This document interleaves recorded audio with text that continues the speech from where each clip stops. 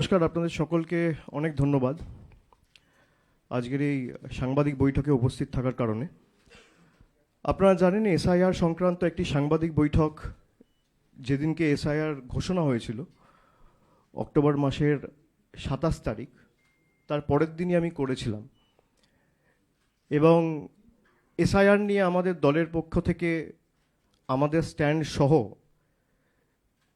যে সমস্যাগুলো তৈরি হতে পারে আগামী দিনে সেগুলো আমরা আগে থেকে ফ্ল্যাগ করেছিলাম। সংবাদ মাধ্যমের বন্ধুরা এবং প্রতিনিধিরা সেই সাংবাদিক বৈঠকে ছিলেন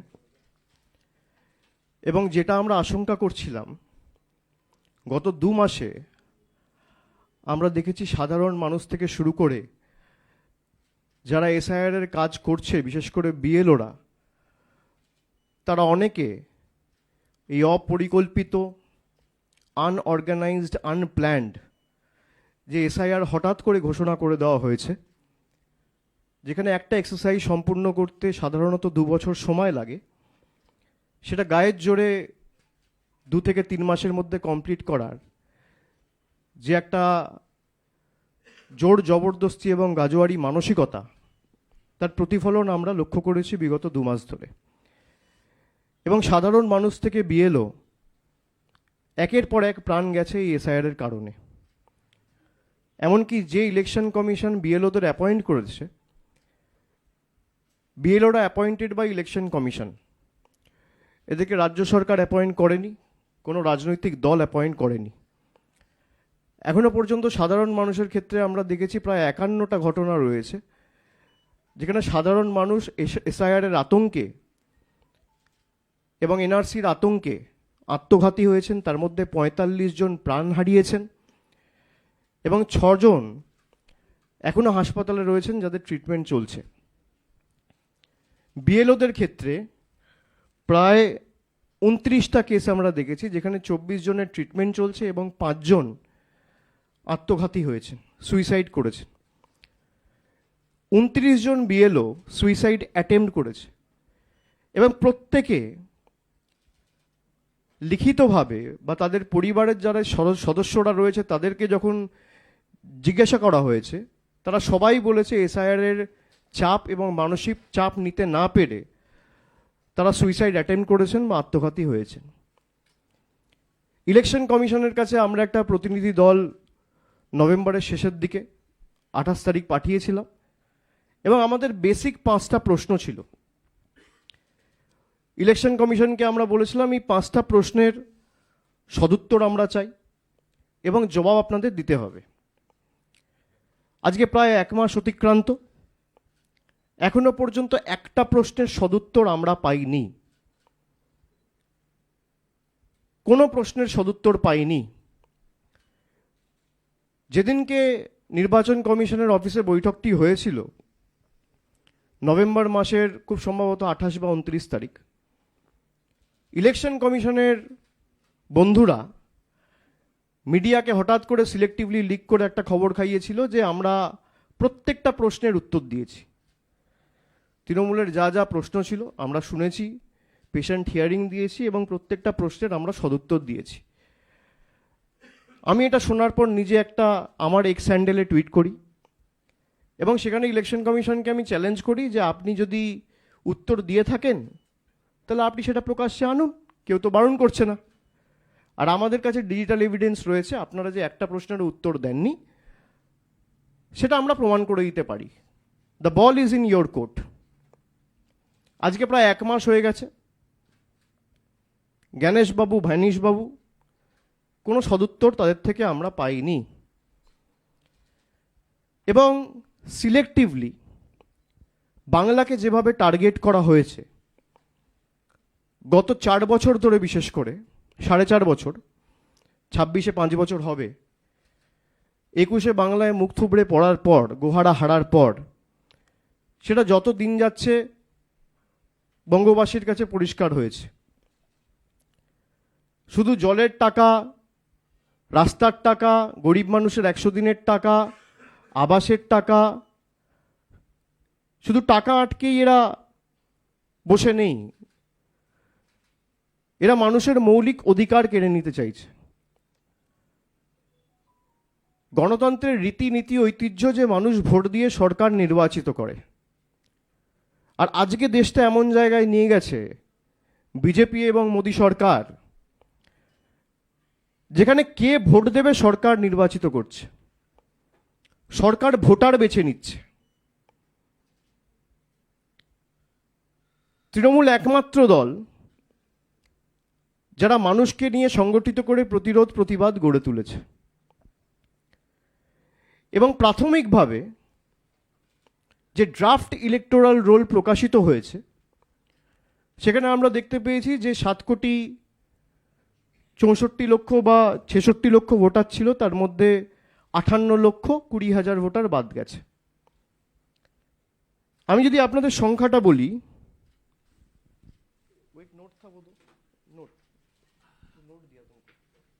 আমি আপনাদের যদি সংখ্যাটা বলি, তাহলে আপনারা দেখবেন যে সমস্ত রাজ্যে এসআইআর হচ্ছে সেই সমস্ত রাজ্যে বাংলাকে যদি আমি অন্যান্য রাজ্যের সাথে তুলনা করি, তাহলে তামিলনাড়ুর জনসংখ্যা হচ্ছে 7,75,00,000, সেখানে বাদ যাওয়া ভোটারের সংখ্যা হচ্ছে 57,30,000। আর আমি যদি জনসংখ্যার তুলনায় বাদ যাওয়ার পার্সেন্টেজ আপনাদের বলি, তাহলে পার্সেন্ট হচ্ছে 12.57%। গুজরাটে ডবল ইঞ্জিন সরকার, জনসংখ্যা 7,41,00,000, বাদ যাওয়ার সংখ্যা হচ্ছে 73,73,000, 73,73,000। যদি আমি শতাংশের নিরিখে দেখি, তাহলে প্রায় 9.95 বা 10%। ছত্তিশগড় ডবল ইঞ্জিন সরকার, জনসংখ্যা প্রায় 3,12,00,000, টোটাল বাদ যাওয়া ভোটারের সংখ্যা হচ্ছে 27,34,000। পার্সেন্টেজ হিসেবে যদি আমি দেখি, তাহলে 8.76%। কেরালা দীর্ঘদিন সিপিএম ক্ষমতায়, প্রায় জনসংখ্যা 3,62,00,000, বাদ যাওয়া ভোটারের সংখ্যা 24,08,000। পার্সেন্টেজের তুলনায় যদি আমি দেখি, পার্সেন্টেজ 6.65%। এবং পশ্চিমবঙ্গ, জনসংখ্যা 10,05,00,000, বাদ যাওয়ার সংখ্যা হচ্ছে 58,20,000। শতাংশের নিরিখে যদি আমি জনসংখ্যার তুলনায় বাদ যাওয়ার পার্সেন্টেজ ধরি, তাহলে 5.79%। সব থেকে কম ভোটার বাংলায় বাদ গেছে। এটা আমার ডেটা নয়, এটা মমতা বন্দ্যোপাধ্যায়ের সরকারের ডেটা নয়, এটা তৃণমূলের ডেটা নয়, এটা জাগো বাংলার ডেটা নয়, এই ডেটা ইলেকশন কমিশনের ডেটা। পার্সেন্টেজের নিরিখে যদি আমি দেখি, তাহলে সব থেকে কম ডিলিশন ওয়েস্ট বেঙ্গলে হয়েছে। কিন্তু তাও জোর জবরদস্তি এসআইআর বাংলায় করতে হয়েছে, তার কারণ বিজেপি নেতারা প্রচার করেছে যে 1 কোটি বাংলাদেশি এবং রোহিঙ্গা নাকি বাংলায় বসবাস করছে। আমার প্রথম প্রশ্ন নির্বাচন কমিশনের কাছে, তারা যদি এই লক্ষ্যে এসআইআর করে থাকে, যে অবৈধ অনুপ্রবেশকারীদের চিহ্নিত করা এবং প্রকৃতভাবে ভোটার তালিকায় সংশোধন করে এসআইআর, যেটাকে বলা হচ্ছে স্পেশাল ইন্টেন্সিভ রিভিশন করে ভোটার লিস্ট ক্লিন করা, তাহলে 58,20,000-এর মধ্যে কতজন বাংলাদেশি আর কতজন রোহিঙ্গা, তার সংখ্যা এবং তথ্য ইলেকশন কমিশনকে প্রকাশ করতে হবে। এই তথ্য এখনো আমরা কেউ পাইনি, জনসমক্ষে আসেনি, পাবলিক ডোমেনে নেই। আমার প্রথম প্রশ্ন। আমার দ্বিতীয় প্রশ্ন, যে আপনারা যে উদ্দেশ্য নিয়ে বা যে লক্ষ্য নিয়ে এসআইআর করেছেন, অবৈধ অনুপ্রবেশকারীদের চিহ্নিত করে তাদেরকে ফেরত পাঠানো, তাহলে যেখান থেকে রোহিঙ্গারা প্রবেশ করে, ভারতবর্ষের যে সমস্ত রাজ্য ইন্টারন্যাশনাল বর্ডার শেয়ার করে মায়ানমারের সাথে, সেই রাজ্যগুলোতে একটাতেও, সে অরুণাচল প্রদেশ হোক, নাগাল্যান্ড হোক, মণিপুর হোক, মিজোরাম হোক, একটাতেও এসআইআর হলো না কেন? আমার দ্বিতীয় প্রশ্ন, যদি বাংলাদেশি বাংলায় থেকে থাকে, বাংলা যেমন বাংলাদেশের সাথে বর্ডার শেয়ার করছে, ত্রিপুরাও বর্ডার শেয়ার করছে, মেঘালয়ও বর্ডার শেয়ার করছে, মিজোরামও বর্ডার শেয়ার করছে, তাহলে এই রাজ্যগুলোতে এসআইআর হলো না কেন? তার কারণ আপনার লক্ষ্য অবৈধ অনুপ্রবেশকারী চিহ্নিত করা নয়, আপনার লক্ষ্য বাঙালিকে হ্যারাস করা, বঙ্গবাসীকে হ্যারাস করা। আমার তৃতীয় প্রশ্ন, আজকে যারা বলছে যে রোহিঙ্গাদের আঁতুড় ঘর বাংলা বা বাংলাদেশিদের আঁতুড় ঘর বাংলা, তাহলে ইলেকশন কমিশন তাদেরকে চিঠি পাঠিয়ে শোকজ করলো না কেন? ইলেকশন কমিশনের তথ্য অনুযায়ী সব থেকে কম ডিলিশন হয়েছে বাংলায়। আমার চতুর্থ প্রশ্ন, সব থেকে কম ডিলিশন যদি বাংলায় হয়ে থাকে, আর সব থেকে বেশি ডিলিশন যদি উত্তরপ্রদেশ, তামিলনাড়ু আর গুজরাটে হয়ে থাকে, তাহলে মাইক্রো অবজারভারদের দল গুজরাটে পাঠানো হলো না কেন? উত্তরপ্রদেশে পাঠানো হলো না কেন? বা তামিলনাড়ুতে পাঠানো হলো না কেন? আপনি মাইক্রো অবজারভার লাগান, কারোর কোনো আপত্তি নেই। তৃণমূল লড়তে জানে, তৃণমূল লড়ে নেবে, কিন্তু একই যাত্রায় পৃথক ফল হতে পারে না। আমি বাংলায় থাকি, আমার জন্য আইন আলাদা, আর গুজরাটে যে থাকে তার জন্য আইন আলাদা। প্রতি দুদিন অন্তর অন্তর একটা করে নোটিফিকেশন ইস্যু করে বাংলার জন্য আইন পাল্টে দেওয়া হচ্ছে। একই নোটিফিকেশন আপনি কেন উত্তরপ্রদেশে লাগু করছেন না? একই নোটিফিকেশন আপনি কেন গুজরাটে লাগু করছেন না? ওখানে তো সব থেকে ভোটার বাদ গেছে, বেশি ভোটার বাদ গেছে। তা যদি গুজরাট থেকে প্রায় ৭৩ লক্ষ ভোটার বাদ যায়, আর গুজরাটের জনসংখ্যা বাংলার থেকে কম, তাহলে গুজরাটে মাইক্রো অবজারভার যাবে না কেন? উত্তরপ্রদেশে আমি সংবাদ মাধ্যমে যেটুকু পড়েছি বা সংবাদ পত্রিকায় যেটুকু পড়ে দেখেছি, প্রায় ৪ কোটি লোকের নাম বাদ দেওয়া হচ্ছে। উত্তরপ্রদেশের জনসংখ্যা ১৫ কোটি, তার মধ্যে ৪ কোটি মানে ১২-১৪% কাছাকাছি। তাহলে সেখানে মাইক্রো অবজারভার যাবে না কেন? সেখানে স্পেশাল অবজারভারদের নিয়োগ করে পাঠানো হবে না কেন? সিলেক্টিভলি বাংলার জন্য কেন হবে? আপনি বলছেন বাংলায় দুর্নীতি হয়েছে তাই ১০০ দিনের টাকা বন্ধ। কত ভুয়ো আর্টিকেল বেরিয়েছে যেখানে দেখা যাচ্ছে বিজেপির নেতারা একটা বেনিফিশিয়ারির নামে 10টা বাড়ি নিয়েছে। তা মধ্যপ্রদেশে, মহারাষ্ট্রে, গুজরাটে তো আপনি আবাসের টাকা বন্ধ করেননি। কত গড়মিল, কত অনিয়ম আমরা ১০০ দিনের ক্ষেত্রে উত্তরপ্রদেশে দেখেছি। সব থেকে বেশি জব কার্ড ডিলিশন, সব থেকে বেশি লোকসভার কোয়েশ্চেনে রয়েছে। লোকসভায় কোয়েশ্চেন করা হয়েছিল, তার আনসার রয়েছে, সরকারের পক্ষ থেকে জবাব দেওয়া হয়েছে যে সব থেকে বেশি ডিলিশন হয়েছে উত্তরপ্রদেশ। তাহলে ১০০ দিনের টাকা উত্তরপ্রদেশে বন্ধ হবে না কেন? তার অপরাধ সে বাংলায় থাকে, তার অপরাধ সে গরিব, তার অপরাধ সে কুর্মী, তার অপরাধ সে রাজবংশী, তার অপরাধ সে সংখ্যালঘু, তার অপরাধ সে তপশিলি, সে উদ্বাস্তু। এই প্রশ্নগুলোর জবাব তো ইলেকশন কমিশনকে দিতে হবে।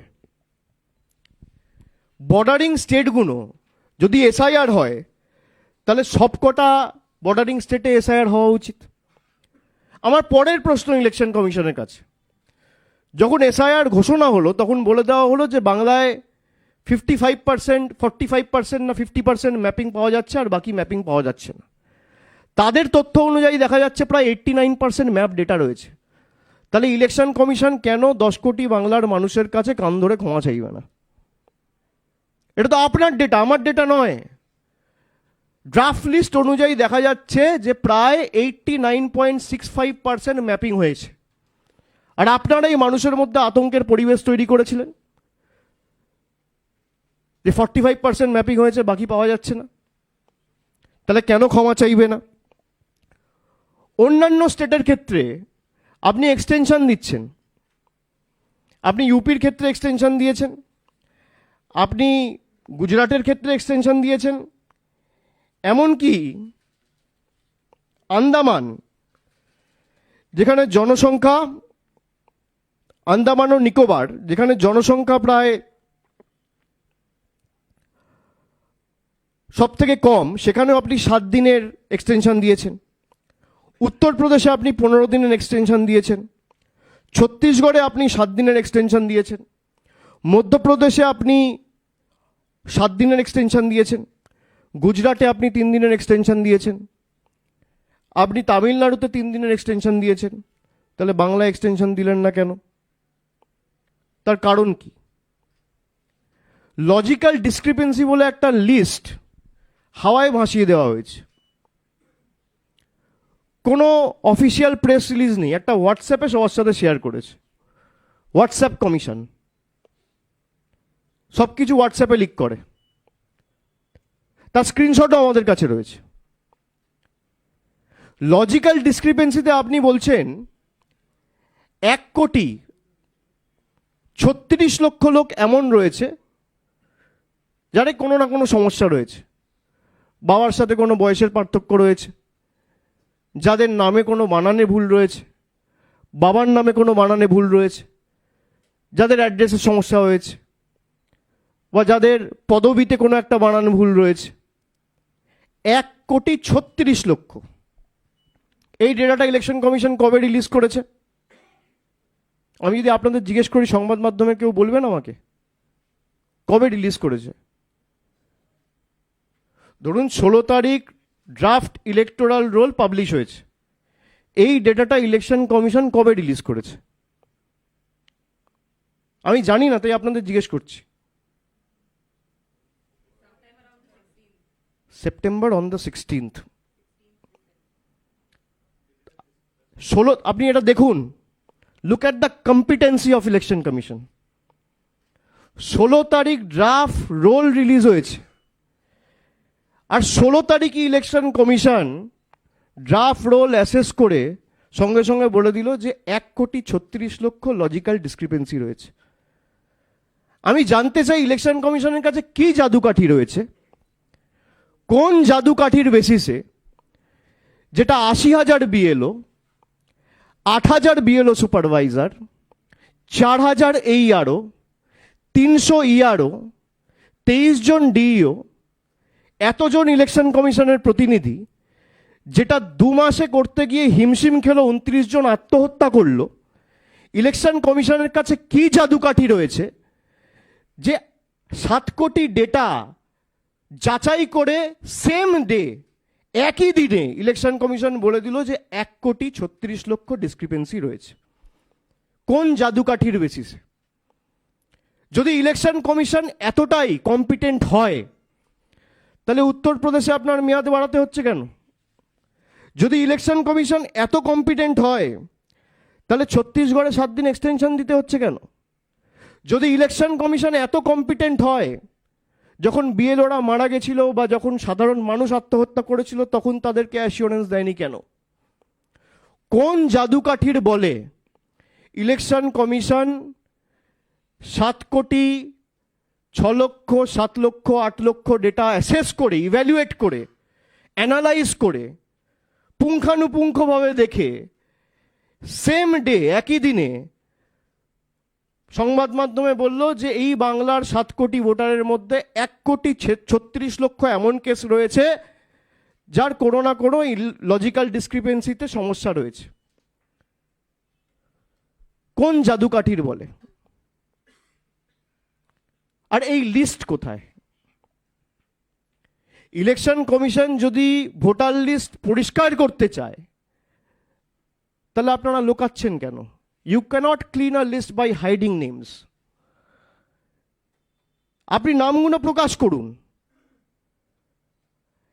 এই 1,36,00,000 যে লজিক্যাল ডিসক্রিপেন্সির কেস আপনারা দিয়েছেন, মানে আমি ইলেকশন কমিশনের কথা বলছি, এবং জেলা ওয়াইজ ভাগ করে দিয়েছে, যে জেলা ওয়াইজ যেটা হোয়াটসঅ্যাপে ওরা শেয়ার করেছিল, সেখানে কুচবিহারের ক্ষেত্রে যেমন প্রজেনি বলেছে প্রায় 65,211, যাদের বয়সের সমস্যা রয়েছে এমন কেস রয়েছে প্রায় 45,596, বাবার নামের সাথে মিসম্যাচ রয়েছে এমন কেস রয়েছে প্রায় 2,77,994। বাবার বয়সের সাথে সেই ভোটারের কোনো এজ ডিফারেন্স রয়েছে সেরম কেস রয়েছে প্রায় 27,146। গ্র্যান্ড প্যারেন্টস অর্থাৎ দাদু ঠাকুরদা বা ঠাকুরমার সাথে যাদের এজ ডিফারেন্স রয়েছে এমন কেস রয়েছে 7,137। এটা কুচবিহারের বললাম, এরকম প্রত্যেকটা জেলার আলাদা রিলিজ করেছে। এবার কুচবিহারের কোন ব্লকে, কোন পঞ্চায়েতে বা কোন পুরসভায় কার বাবার নামের সাথে কোথায় মিসম্যাচ হয়েছে এটা তো প্রকাশ করতে হবে। তাহলে তো সংবাদ মাধ্যমের প্রতিনিধিরা গিয়েও স্টোরি করতে পারে যে আদৌ সেটা রয়েছে কি না। সেই লিস্টটা কে দেবে? ইলেকশন কমিশন লুকাচ্ছে কেন? কার ভয়ে, কার আদেশে, কার অঙ্গুলি হেলনে? আর আমি 31 তারিখ দিল্লিতে নিজে যাব, আমি নিজে চিফ ইলেকশন কমিশনের সাথে দেখা করে সদুত্তর চাইব। আপনার যদি উদ্দেশ্য সঠিক থাকে আর লোকাবার কিছু না থাকে, আপনি লিস্ট রিলিজ করবেন। আমি ভুল বলছি? লিস্ট রিলিজ করা উচিত। আপনারা ধরুন চাকরি করেন, হঠাৎ আপনাদের বলে দেওয়া হলো যে 10% লোক সাসপিশিয়াস, এবং নাম বলা হলো না, হুটহাট করে চাকরি খেয়ে নিল। আপনারা জিজ্ঞেস করবেন না? আত্মপক্ষ সমর্থনের কোনো সুযোগ থাকবে না? আমি একটা ক্লাসে পড়াশুনো করি, একটা ক্লাসে ধরুন 50 জন ছাত্র পড়ছে। হঠাৎ করে ক্লাস টিচার বলল পরীক্ষার পরে 40 জন পাস করেছে, 10 জন ফেল করেছে। আরে কারা ফেল করেছে সেটা তো বলতে হবে। কারা ফেল করেছে সেটা তো বলতে হবে। তাহলে তো খাতা চ্যালেঞ্জ করা যাবে, আনসার শিট চ্যালেঞ্জ করা যাবে, ক্লাস টিচারের সাথে কথা বলা যাবে। আপনি লুকাচ্ছেন কেন? আপনি কি কারণে লুকাচ্ছেন? বিজেপির নেতারা যেহেতু বলেছিল 1 কোটি 1.5 কোটি নাম বাদ যাবে লক্ষ্য পূরণের কারণে। আপনি ভারতবর্ষের ইলেকশন কমিশনার, আপনি বিজেপির ইলেকশন কমিশনার নয়। যদি 1,36,00,000 লজিক্যাল ডিসক্রিপেন্সি হয়, লিস্ট রিলিজ করুক। বাংলায় যদি 1 কোটি রোহিঙ্গা বাংলাদেশি থাকে, ইলেকশন কমিশন লিস্ট রিলিজ করুক। হয় লিস্ট রিলিজ করুন, নইলে বাংলার মানুষের কাছে ক্ষমা চান। দুটোর মধ্যে একটা করুন। আপনি বাংলার মানুষের কাছে ক্ষমা চান, আমরা লিস্ট রিলিজ করতে বলবো না, কান ধরে ক্ষমা চান যে ভুল হয়েছে। আপনারাই তো বলেছেন বাংলাদেশি আছে, রোহিঙ্গা আছে। এই লিস্ট রিলিজ করার দায়িত্ব কার? 1,36,00,000 লজিক্যাল ডিসক্রিপেন্সি মামার বাড়ির আবদার। 4টে কেস হতে পারে, 6টা কেস হতে পারে, 10টা কেস হতে পারে, তর্কের খাতিরে ধরলাম 10,000 হতে পারে। আপনি স্ট্রেট বলে দিচ্ছেন 1,36,00,000 লজিক্যাল ডিসক্রিপেন্সি। আর যে কাজটা বিএলওদের বাড়ি বাড়ি গিয়ে করতে ইআরও এইআরও সবার 2 মাস লাগলো, আপনি সেম ডে 1 ঘন্টার মধ্যে করে বার করে দিলেন। কোন সফটওয়্যার রান করা হয়েছে? কাকে দিয়ে করা হয়েছে? আমার কাছে তো স্ক্রিনশট রয়েছে। সীমা খান্না বলে একজন ভদ্রমহিলা রয়েছে, তার ভূমিকা কি? কার অঙ্গুলি হেলনে তিনি কাজ করছেন দিল্লিতে? তার চ্যাটের স্ক্রিনশট রয়েছে আমার কাছে, আমরা সুপ্রিম কোর্টে জমা দেবো। তিনি মেনে নিচ্ছেন যে সফটওয়্যারের ভুলের কারণে হয়েছে। তা আপনি লিস্ট রিলিজ করুন। মমতা বন্দ্যোপাধ্যায় সরকার তো কাউকে প্রোটেক্ট করছে না, আপনার লিস্ট রিলিজ করতে অসুবিধা কোথায়? বিজেপি দুর্নীতি নিয়ে কথা বলে, সব থেকে বড় দুর্নীতিবাজরা আজকে বিজেপির বড় নেতা।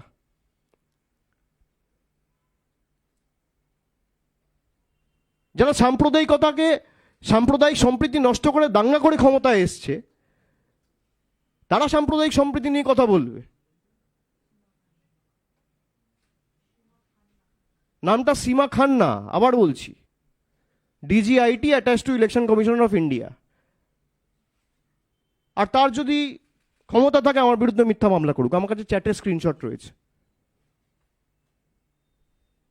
সীমা খান্না কে? কোন সফটওয়্যার রান করে আপনি 1,36,00,000 বাঙালিকে সাসপিশিয়াস লিস্টে ঢোকালেন? কি করে আপনি করতে পারেন? আর আপনি করুন, আপনি 2 কোটি করুন, 3 কোটি করুন, আপনাকে লিস্ট রিলিজ করতে হবে। প্রত্যেকটা পার্টির প্রতিনিধি গিয়ে যাচাই করবে। তৃণমূলের প্রতিনিধি যাবে, বিজেপির প্রতিনিধি যাবে, কংগ্রেসের যাবে, সিপিএমের যাবে, সাংবাদিক বন্ধুরা যাবে। লিস্ট কেন রিলিজ করা হচ্ছে না? আমাকে বলা হলো তুমি ভুল করেছো, আর আমি কি ভুল করেছি আমাকে বলতে হবে তো।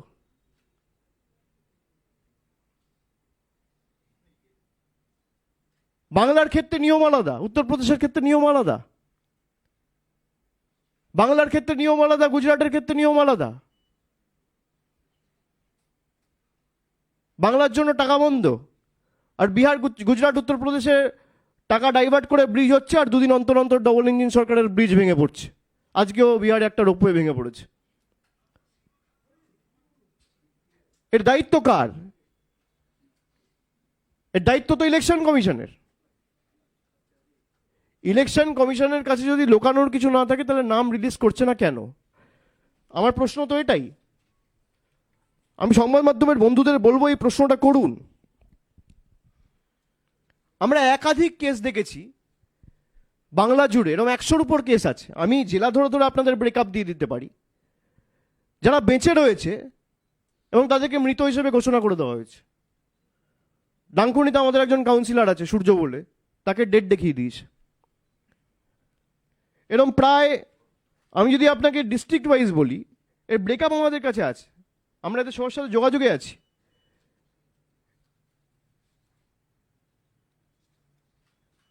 দক্ষিণ 24 পরগনায় 24 জন আছে, কুচবিহারে 16 জন আছে, পূর্ব বর্ধমান থেকে এখনো 9 জনের উপর আমরা খোঁজ পেয়েছি যারা জীবিত রয়েছে, মৃত দেখিয়ে দেওয়া হয়েছে। হুগলি থেকে 7 জন রয়েছে, হাওড়া থেকে 7 জন রয়েছে, নদিয়া থেকে 5 জন রয়েছে, পূর্ব মেদিনীপুর থেকে 5 জন রয়েছে, দক্ষিণ কলকাতা থেকে 5 জন রয়েছে, বর্ধমান থেকে 4 জন রয়েছে, বীরভূম থেকে 3 জন রয়েছে, আলিপুরদুয়ার থেকে 2 জন রয়েছে, দার্জিলিং থেকে 2 জন রয়েছে, মুর্শিদাবাদ থেকে 2 জন রয়েছে। এরকম একাধিক সংখ্যা রয়েছে যারা বেঁচে আছে, হার্টি অ্যান্ড হেলদি, তাদেরকে দেখিয়ে দিয়েছে ডেড। এই দায় কার? কেন ইলেকশন কমিশনের বিরুদ্ধে এফআইআর হবে না? আপনি এসআইআর করে বাংলা দখল করতে চেয়েছেন, মানুষ এফআইআর করে আপনার বিরুদ্ধে গণতান্ত্রিকভাবে জবাব দেবে ওঠে। কিসের বেসিসে?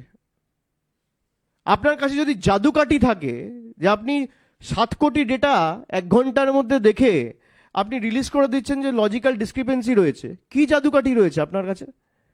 আমরা তো জানতে চাই কিসের বেসিসে। আর এই লিস্ট যদি রিলিজ না করা হয়, আমরা একটা সময়সীমা আগামী 31 তারিখ বেঁধে দিয়ে আসবো। 31 তারিখ আমাদের সময় দিয়েছে। আমরা দিল্লিতে ইলেকশন কমিশনের অফিসে যাব, নির্বাচন সদনে গিয়ে আমাদের যা বলার বলবো। আর যদি এই লিস্ট না রিলিজ করা হয়, ইলেকশন কমিশনের অফিস ঘেরাও হবে। আপনার দায়বদ্ধতা মানুষের প্রতি, বিজেপির প্রতি নয়। I repeat, Gyanesh Kumar is the Election Commissioner of India, not Government of India. He is answerable to the people of this country.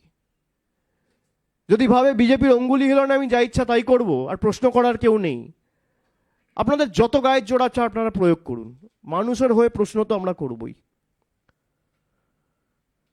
Logical ডিসক্রিপেন্সির data election কমিশনকে রিলিজ করতে হবে। হয় আপনি রিলিজ করুন, নইলে বাংলার মানুষের কাছে কান ধরে ক্ষমা চান। দুটোর মধ্যে একটা করুন, যে আমাদের ভুল হয়েছে। হঠাৎ করে তারপর ফাইনাল ভোটার লিস্ট রিলিজ করা হবে, তখন দেখবেন এর নাম নেই বিহারের মতো। বিহারের সাসপিশিয়াস লিস্ট ছিল 28 লাখ, তার মধ্যে ফাইনালি 3.5 লাখ ডিলিটেড, আর 24 লক্ষ লোক অ্যাকোমোডেটেড রয়েছে ফাইনাল ইলেকটরাল রোলে। 24 লাখ লোক। আর বাংলার ক্ষেত্রে সেটা করে দিয়েছে 1,36,00,000। তার মধ্যে 6টা ক্যাটেগরি করে দিয়েছে। বাবার নামের মিসম্যাচ, বয়সের পার্থক্য, পদবিতে বানান ভুল। হতেই পারে, আপনি লিস্ট রিলিজ করুন কোন পাড়ায় কার পদবীর বানান ভুল, তাকে তো তার সার্টিফিকেট নিয়ে যেতে হবে। ক্লেম অ্যান্ড অবজেকশনে তো সে সুযোগ পাবে। আমি জানতেই পারলাম না, আমার কাছে নোটিশই এলো না, হঠাৎ করে আপনার নাম বাদ। আপনাকে যদি কোনো সুযোগ না দিয়ে চাকরি থেকে বার করে দেওয়া হয়, যে you are hereby suspended from the service, we are hereby terminating our agreement of granting employment, আপনি কি করবেন? আপনাকে কোনো সমর্থনের সুযোগ দেওয়া হলো না, স্টেট বাদ দিয়ে দেওয়া হচ্ছে। কি বাদ, কেন বাদ, কবে বাদ, কিছুই জানি না। এ কোথাকার নিয়ম?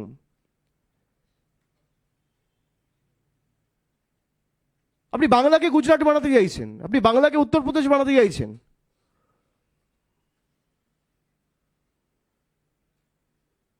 বাংলা বিপ্লবীদের মাটি, এই বাংলা বশ্যতা স্বীকার করে না। আপনি এত চেষ্টা করেছেন, আমি একের পর এক যদি উদাহরণ আপনাদের দিই, আপনারা দেখবেন সেই 19 সাল থেকে ঈশ্বরচন্দ্র বিদ্যাসাগরের মূর্তি ভাঙা থেকে, আমাদের মনীষীদের অপমান করা থেকে, একদিকে কুচবিহারের পঞ্চানন বর্মাকে পঞ্চানন বর্মন বলা, রবীন্দ্রনাথ ঠাকুরের জন্মস্থানকে না জেনে বলে দেওয়া বিশ্বভারতী, স্বামী বিবেকানন্দকে বামপন্থী প্রোডাক্ট বলা, বঙ্কিমচন্দ্র চট্টোপাধ্যায়কে বঙ্কিম দা বলা, সাথে যেন ব্যাডমিন্টন খেলতো, বঙ্কিম দা। আরে মাথা নিচু করে নাম নিতে শিখুন। 100 বার জন্ম নিলেও বঙ্কিমচন্দ্র চট্টোপাধ্যায়ের নখের যোগ্য হতে পারবেন না। সেখান থেকে শুরু করে এদের সাংসদ নেতারা রামমোহন রায়কে বলছে ব্রিটিশদের দালাল। আপনি ভাবুন, রবীন্দ্রনাথ ঠাকুরকে বলছে, অপমান করছে স্বামী বিবেকানন্দ